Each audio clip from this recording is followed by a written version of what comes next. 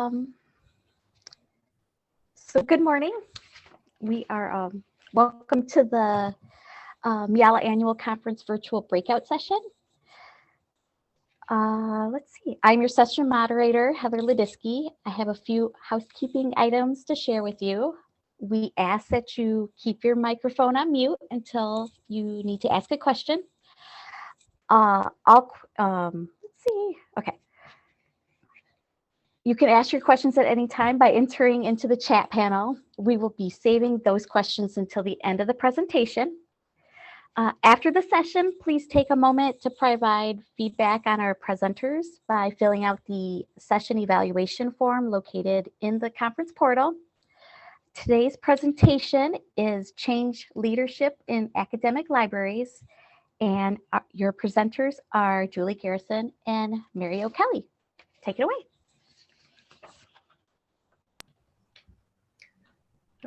Thanks, Heather. Okay, we've got Mary managing our slides, and I'm going to kick us off here. So hold on just a sec. Okay, well, I'm Julie Garrison. I'm the Dean of Libraries at Western Michigan University. And when Mary and I conceived of this presentation, we were thinking we wanted to explore change strategies and factors in sustaining change. The idea for the presentation was conceived pre-pandemic, and the focus on Western Michigan University Libraries' journey through a reorganization process. We felt that by examining our reorganizational journey through the lens of seminal organizational change literature, we would be able to demonstrate that those foundational theories and strategies, how they can look in a real world scenario, demonstrating how intuitively employing multiple approaches and allowing for flexibility in the process can help an organization to sustain forward momentum. Now, given the events of this last year, we see increasing evidence of how theory and practice come together as we examine the strategies we use to lead a group through unexpected changes as well. I want to say that as we walk through this presentation and consider these changes and these change theories, it's always important to remember that organizations are made up of people, and leadership is about listening to the people in the organization and understanding how you can support them and inspire and energize them wherever they are at a given point. I want to start with a little history of WMU Libraries Experience. In March of 2016, as the new library dean at WMU, I came into an organization that had experienced sustained budget cuts and a shrinking workforce in the 5 years prior to my arrival. And to be fair, it hasn't stopped really since that time. We've had some continued shrinking budgets. But at that time, within a few months, it was clear that there was broad dissatisfaction with the status quo and that the library had too many departments with too few resources. And this was negatively impacting the library's ability to make impactful changes and improvements. At an all-staff retreat 3 months into my tenure, 5 general themes emerged. We needed to improve our physical space. We needed to improve our online presence. We needed to elevate the library's profile at the university. We needed to improve organizational and communication structures within the libraries. And we needed to transition to a more customer-friendly, user-focused culture.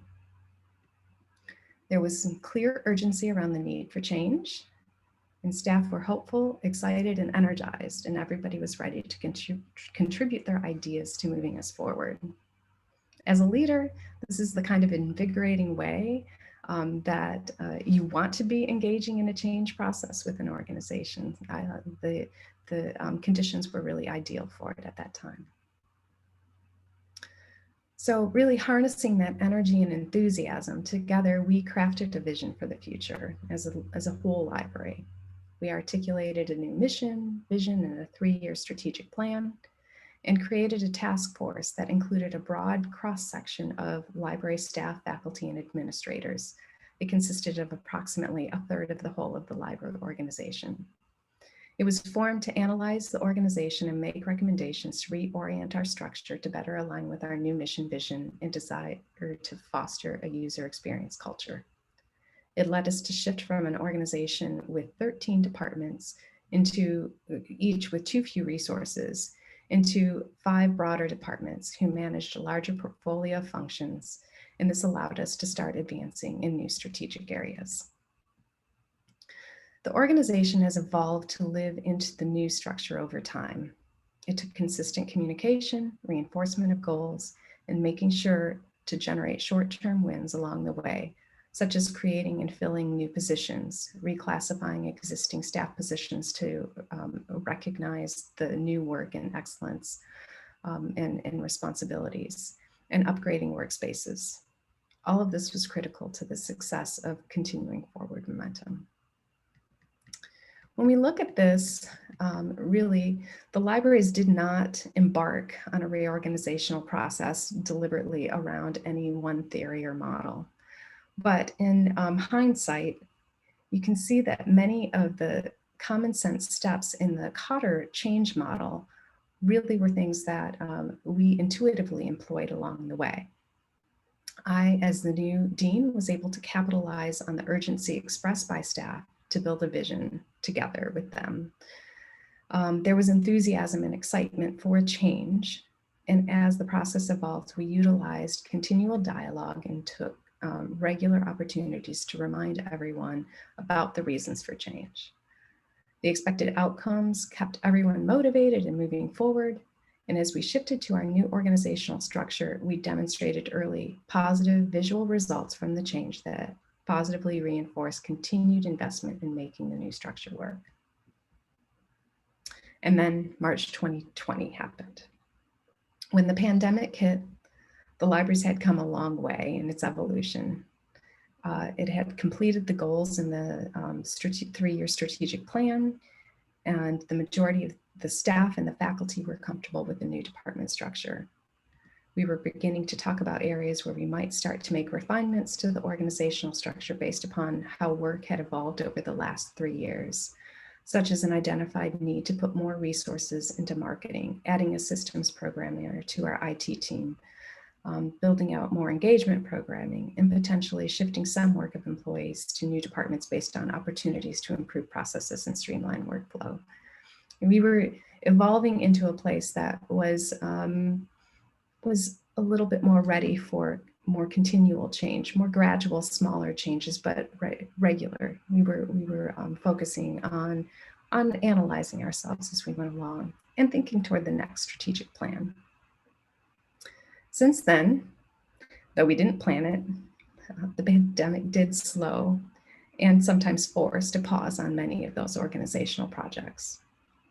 And while that's disappointing, this did give us some time to reflect on how change happens in organizations and our role as leaders in helping our organizations weather unexpected challenges and continue to evolve. With that background, I'm going to now hand it over to Mary. So as our organization has grown and it's changed over the past 5 years, we've started to explore some of the lessons that we can find in organizational change research so that we can inform what comes next. Some of the organizational change models, like Julie mentioned, Cotter's change model, we ended up applying that almost accidentally because we had been exposed to that so often in our careers, and the lessons had become internalized. And what that really does show is that there is benefit in using intuited, experienced leadership. But as we're moving along, we've actually found that there are a lot of lessons that we can find from a lot of the organizational development and change scholars that we can choose to apply more deliberately. For example, we have experienced firsthand the logic in Gleacher's formula for change. What this formula says is that when change happens, what we see is dissatisfaction. That's the D with the status quo.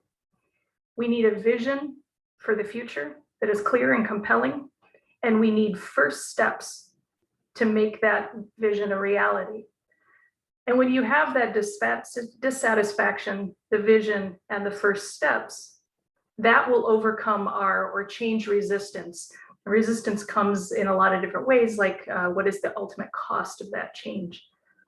So in this formula, the factors are multiplied because if any one of them is 0, there can be no overcoming the resistance to change.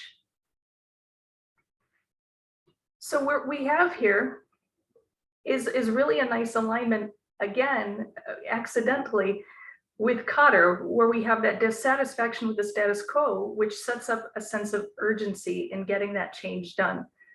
The vision for the new future that we see in Cotter, the first steps, setting goals, setting very clear, tangible goals is your first steps. All of those are seen. Overcoming resistance or overcoming barriers, which is again one of the other steps in Cotter. When we think about change resistance, what we're really thinking about is what is the cost? And that cost could be resource cost or it could be a political cost. And anytime that you're thinking about organizational change, we do need to think about that as a very clear factor. But all of that, when we're really diving deep into the theory behind some of this, is that we are assuming planned change that we wanted and predicted, change that we very carefully solicited input for. But what we experienced in this past year was unplanned change. It was forced on us by external factors. Our job instead was to react while finding a way to pivot toward the long-term results of this unplanned, unexpected change. It's not unlike experiencing a car accident or winning the lottery, where you start to fragment your life into the before the change and after the change. We are still in the middle of this because we haven't yet returned to what we had before. What that means is that we have temporarily lost the predictability of our own planned change. This is a key concept in thinking about organizational development, is it's one thing to plan change and lead through planned change, and it is another thing, a very odd thing, to be in such a reactive place. So in order to make sense of it, we turn to some of the experts who have studied this, a lot more than either Julie or I have. And for example, we learned that both Kubler-Ross, who is well known for the stages of grief, and Bridges have explored in detail how groups move through this process of change. You might be familiar with this as a rather common language used in a grief process of denial, bargaining, anger, sadness, and acceptance. Now, we also know there's a lot of controversy around Kubler-Ross's model, and grief is not linear. People do not go through this at the same pace in the same way, and very often there can be looping back on it. But we do appreciate seeing models like the Kubler-Ross and the Bridges model because it helps illustrate for us something that we are feeling and gives us a language and an image to use to try to describe this and make sense of it. And again, people aren't formulas. Everyone experiences this differently, but there are common trends. But when you take in the complexities of group dynamics, plus the loss of normalcy that we've experienced over the past year, plus ambiguity that just doesn't seem to want to quit, and we end up with a seriously complicated set of external and internal change factors that we now need to manage. Step 5 in Cotter's model is overcoming barriers to change, but in the case of this past year, the greatest barrier were externally imposed in the form of even more change. If we look more closely at this Kubler-Ross and Bridges illustration, the perceived losses can pile up. They can cause us to get stuck in that loop of grief rather than focusing on where we are now and envisioning a different future as we move through this 3-part transition of endings, neutrality, and new beginnings. There are a lot of these linear lessons that we found in the literature. One of the biggest foundations, this 3-part idea of change, goes back to at least 1947 with Kurt Levine's unfreeze, change, refreeze model. A lot of the other change models are based on this. And again, that's a really linear way of looking at things. If you've got a tightly controlled bureaucratic organization that's able to operate with long-running stability, it's an easy model to apply. if you've got everything is the same, we're working in the same way every day, the same way.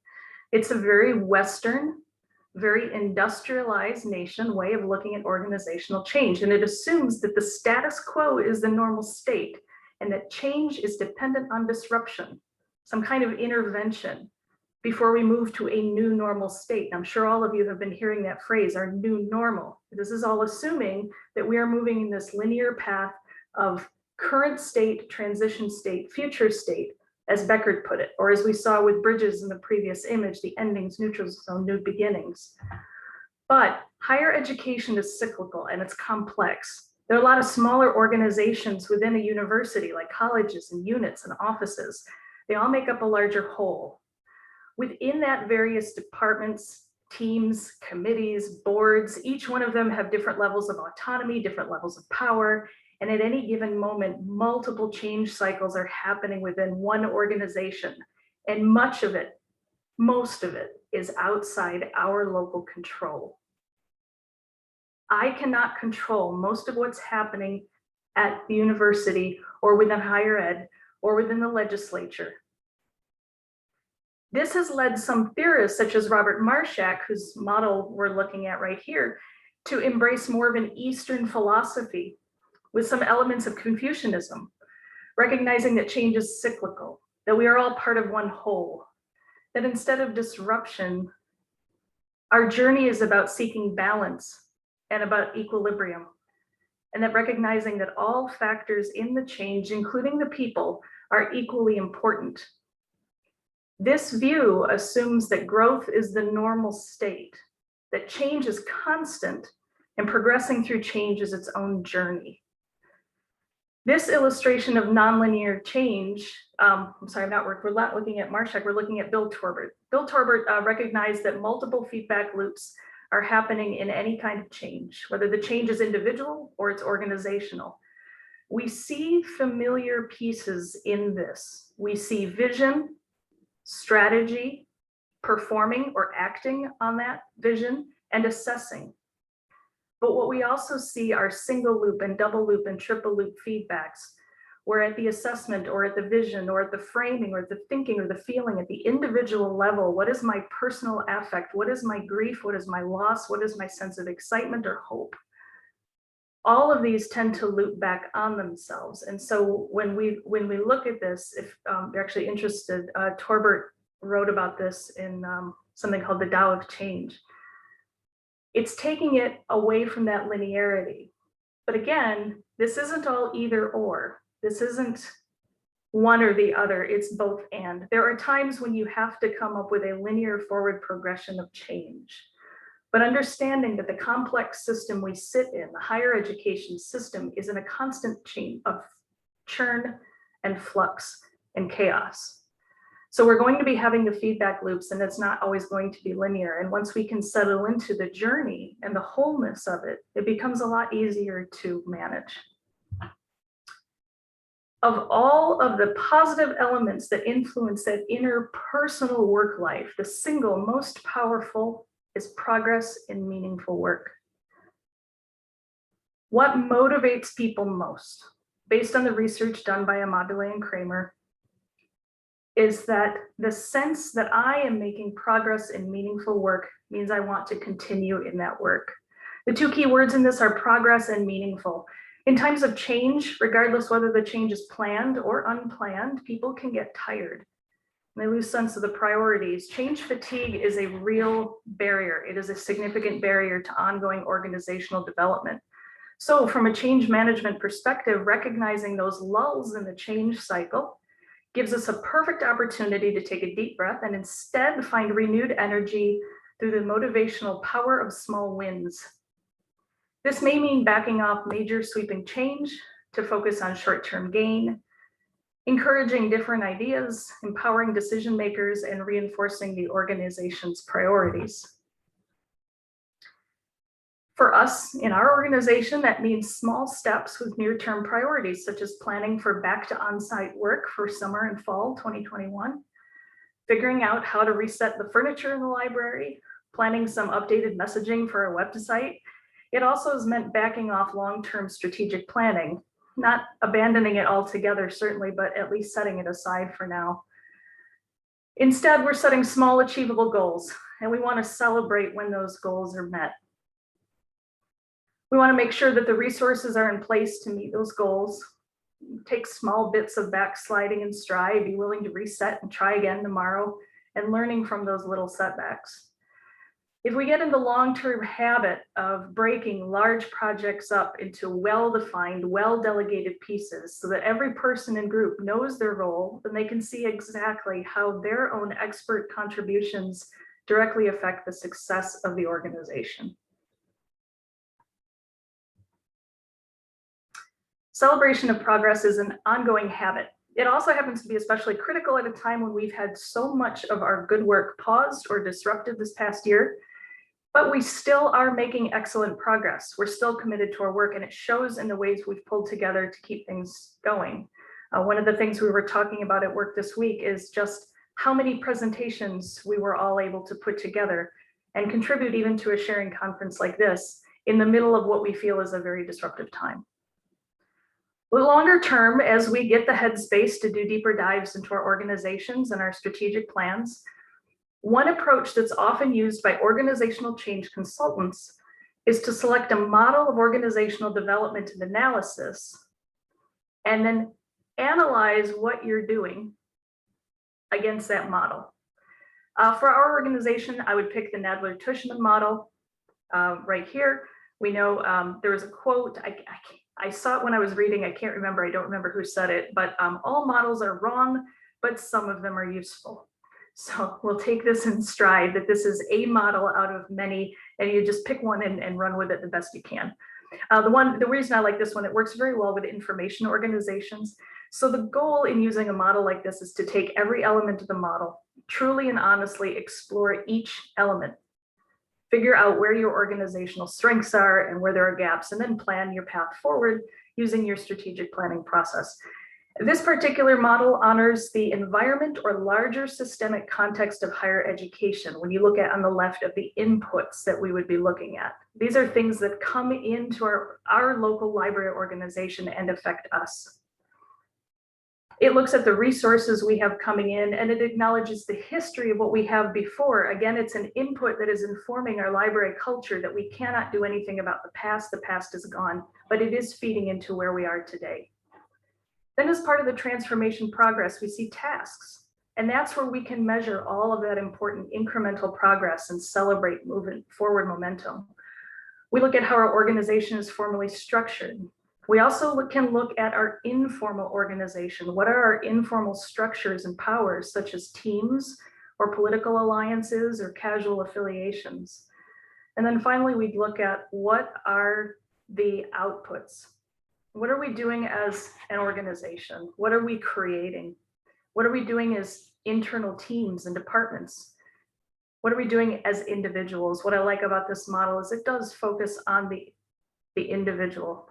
While not perfect, tools like this can be immensely helpful for whole organizations that want to better articulate where they've been, where they are, and where they want to go next.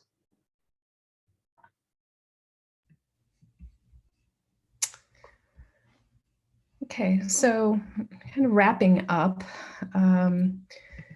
we've been thinking a lot about now, near, and far. This was a term created by Jim Hackett, a former CEO of Steelcase.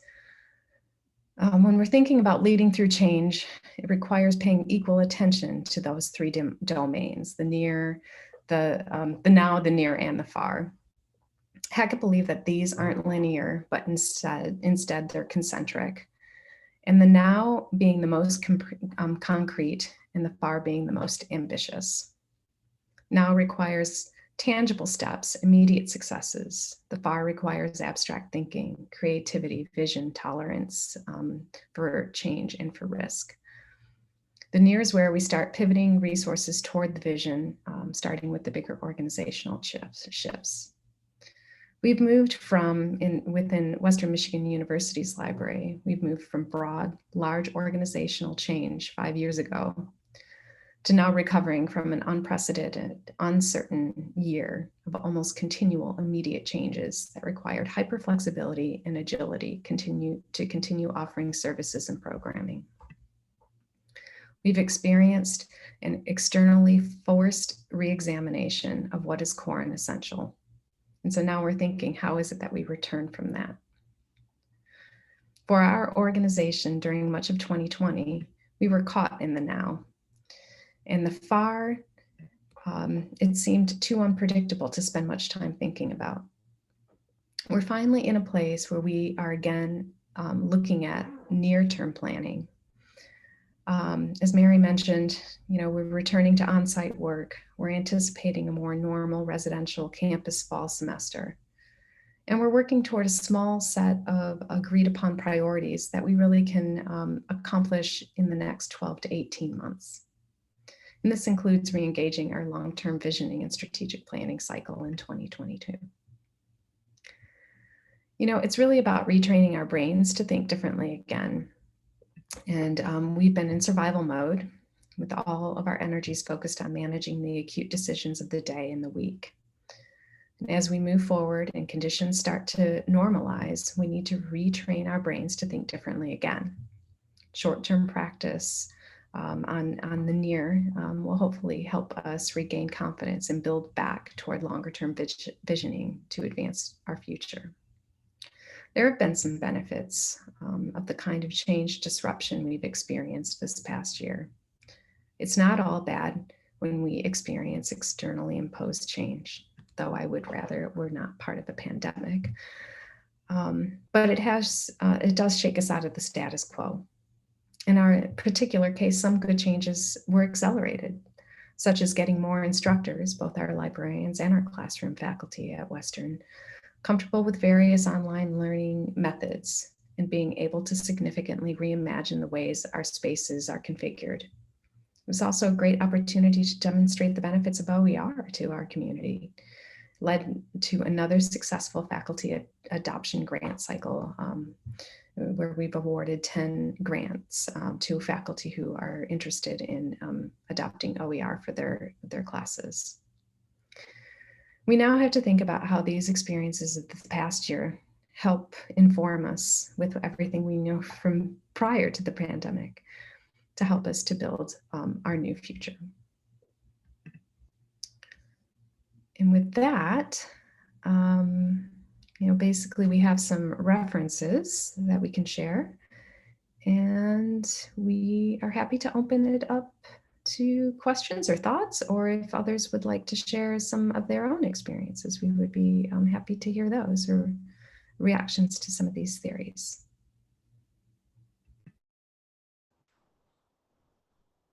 Feel free to unmute your mic and speak if you have any questions, or you can put them in the chat.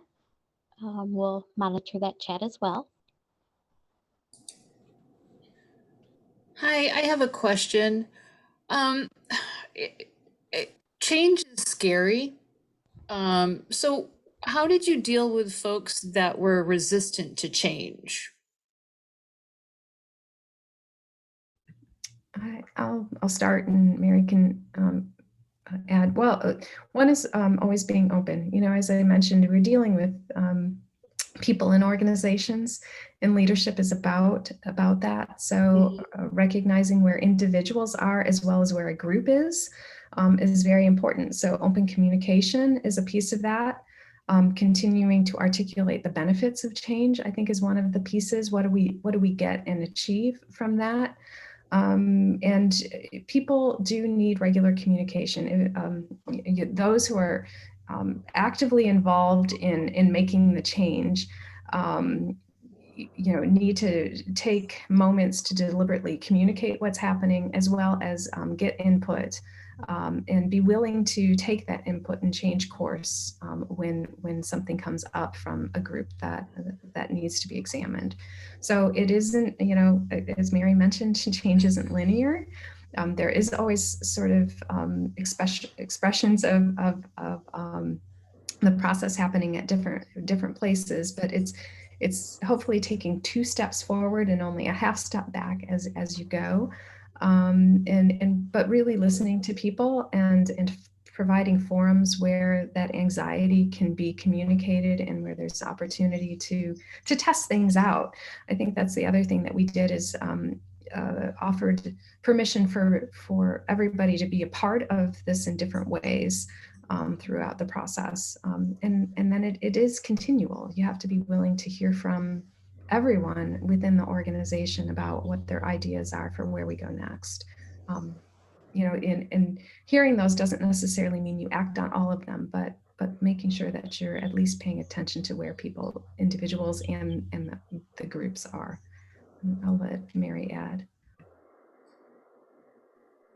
I think a big piece of that is patience too, and the patience and compassion to understand that different people are going to be at different places. You know, we all have had those colleagues who are the first to run out and embrace change and think this is great, but anything new, I'll try it, I'll jump right in both feet. And then people who say absolutely not, never, I'm very distraught.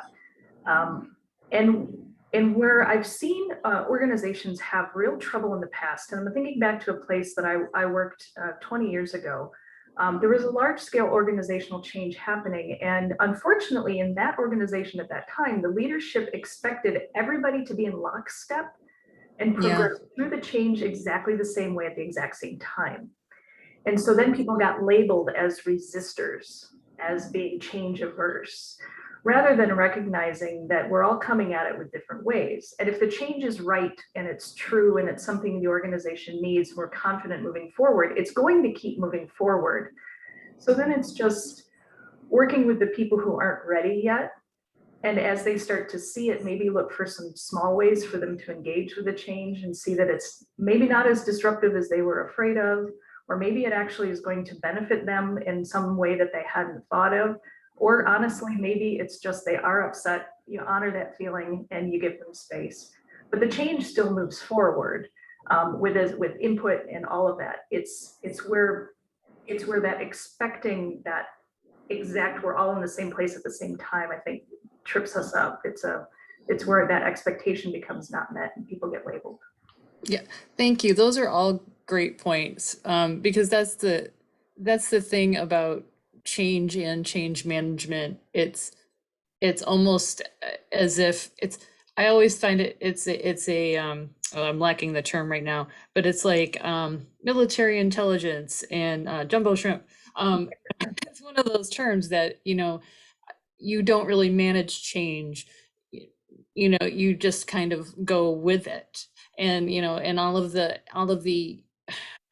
people that help support it, they move at their own speed, you know, because, and right now, especially while we are still in the middle of managing this new normal or whatever it will be, you know, people are at very different places. So anytime that I tell my group, well, guess what, folks, we have something else that's on our plate, you know, I get this look or a sigh or, you know, and it's, you know, and it is what it is, because they all have different expectations. They all have different ways of dealing with things, you know, and they're all at different levels in their career. So it's all an interesting equation. So to make, you know, to apply change management, and at this time when everybody's dealing with a lot of things on their plate, is it's an interesting concept and another layer, you know. So I'm very happy for this presentation. So thank you very much.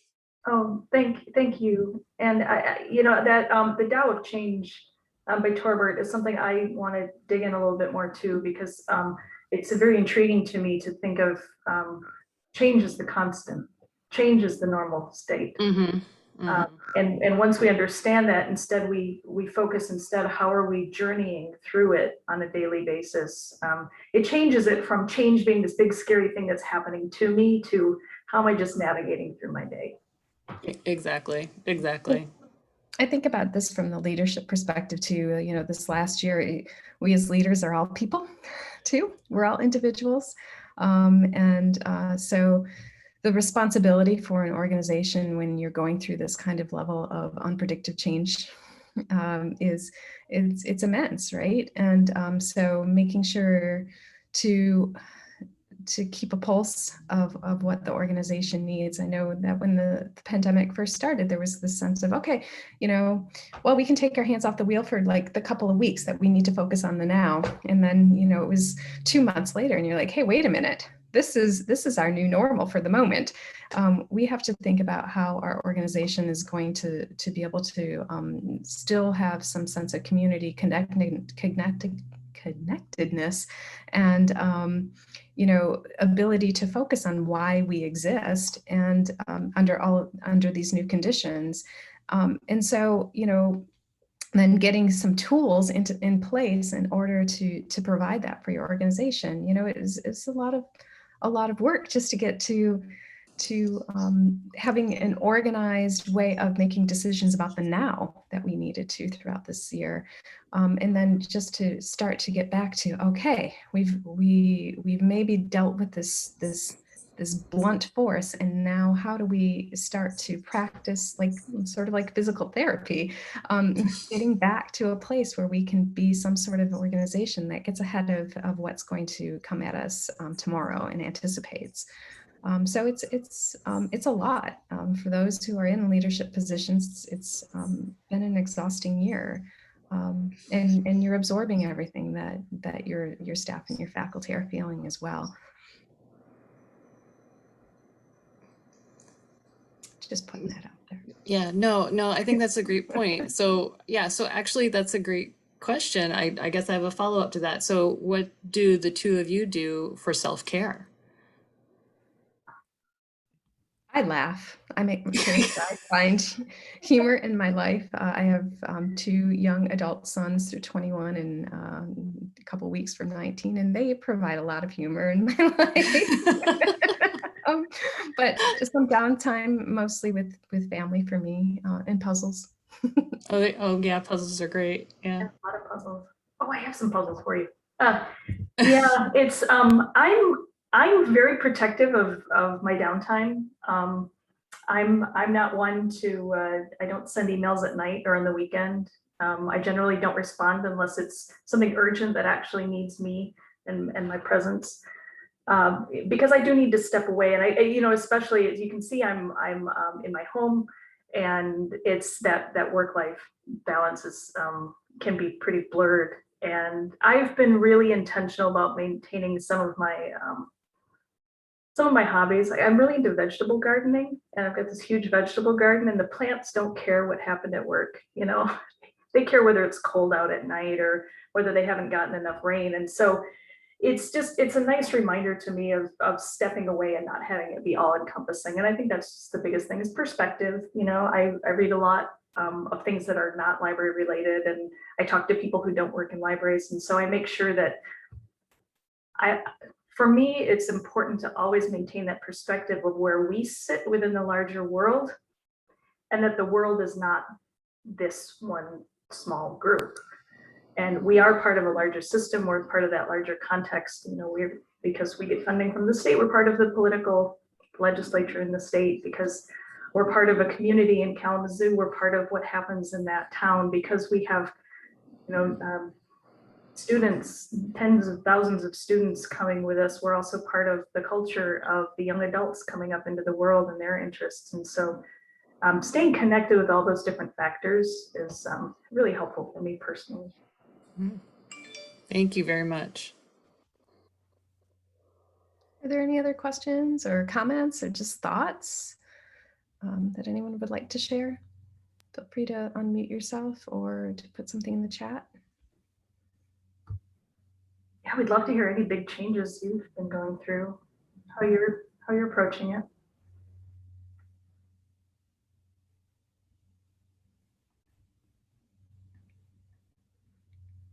On a Friday morning at 10:38. People are getting ready for the weekend, maybe. I was wondering what you have, the changes that have happened during the pandemic that you may either stop or continue after the pandemic.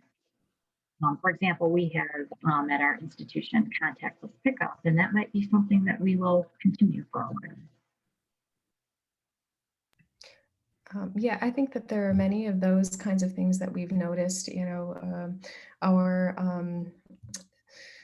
Our instruction and outreach librarians have spent a lot of time creating some independent tutorials that can be used in classes differently. So it's had them thinking about sort of unbundling instruction in some different ways that will probably continue on some level. And sort of some of the flexibility around how they think about what instruction means. We did start a contactless pickup. We installed a pickup window on the outside of That is cool. our library. So some of those things I think will continue into the future for sure. And I think that there's going to continue to be this blend of how we do services, both what do we do remotely versus in person, and do we ever go back to one way or the other? I don't know. I think that it'll be a blend. One of the things that was personally exciting to me is we during this pandemic did one of our first donor events, and it was virtual. And I think that was a great success in a way to bring potential library donors in from a larger community than just the Kalamazoo area. So I think that that's something that we'll explore in the future as well. Do you have some other examples, Tracy? I'm just trying to get unmuted here. Well, we did have the contactless pickup, and I'm thinking because we've been closed all this time, we have some staff going in. And another thing that we haven't done before is we are also talking about mobile students. So there's a great need with our students, and that's been very successful. So I can see that's something that we would continue.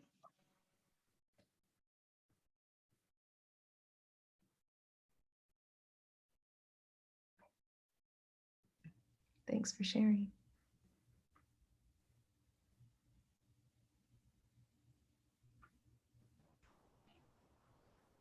So last chance for questions.